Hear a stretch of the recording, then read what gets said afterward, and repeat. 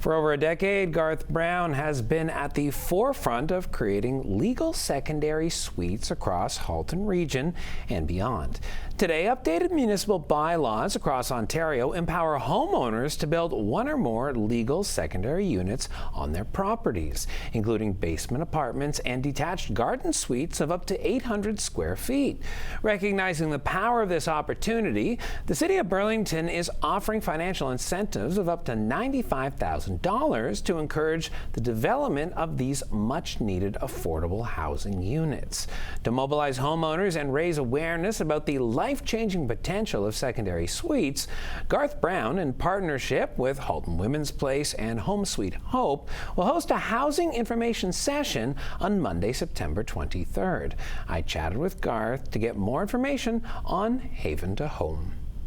The Haven to Hope initiative was an idea collaborating both the Halton Women's Place, which is the only shelter for abused women here in Halton, and the charity Home Sweet Hope, which provides wraparound services for women and their children to move forward in their lives, for the mothers to get post-secondary education, move towards job skills, and ultimately get jobs in the field of study that allow them to move their family out of poverty and on the road to success. Now, we have you listed as a housing advocate, but what is your background? How did you get involved in this, and why is it your passion?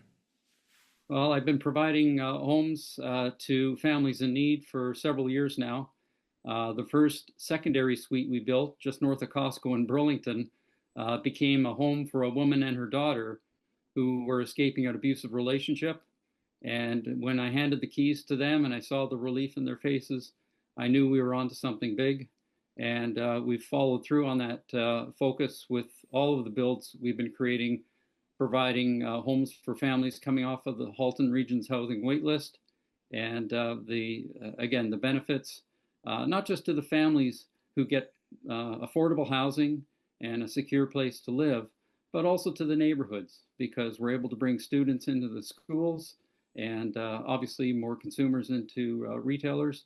That beneficial, holistic benefit has been a tremendous catalyst for me to continue doing the work I do.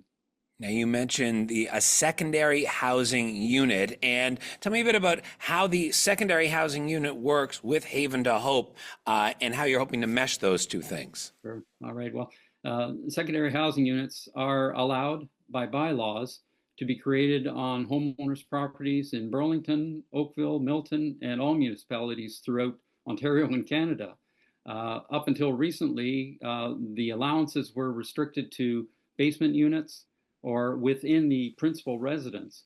But I guess it was about 2 years ago, bylaws changed, and homeowners are now allowed to create detached homes in their own backyards. And that opens the door to all sorts of possibilities, obviously providing full autonomy for the family that moves into these homes. They are above ground as opposed to below ground, so there's a benefit to have that natural light and main floor entry availability. And the allowance for size increases as well with these new bylaws. So these homes are not tiny homes at all. They can be up to 800 or more square feet. And in Burlington, the city has allowed for even more than one secondary suite on a property. So you can have a detached unit, a basement unit, and another unit, plus the principal residence on one property where the size allows for that. So who is this program aimed at? Like, who are you hoping to entice to come down to your information session here? Homeowners in general? Do you have to have a specific amount of land? No, I think all homeowners who have a property can benefit from learning about the options available to them. So putting size of land to the side, it really is a focus on the possibilities that all homeowners can look at to increase the value of their property, generate monthly cash flow, and most importantly, help a woman and her children move forward. Halton Women's Place is full. The shelter has no more rooms, and there is no housing where women can transition with their children out to.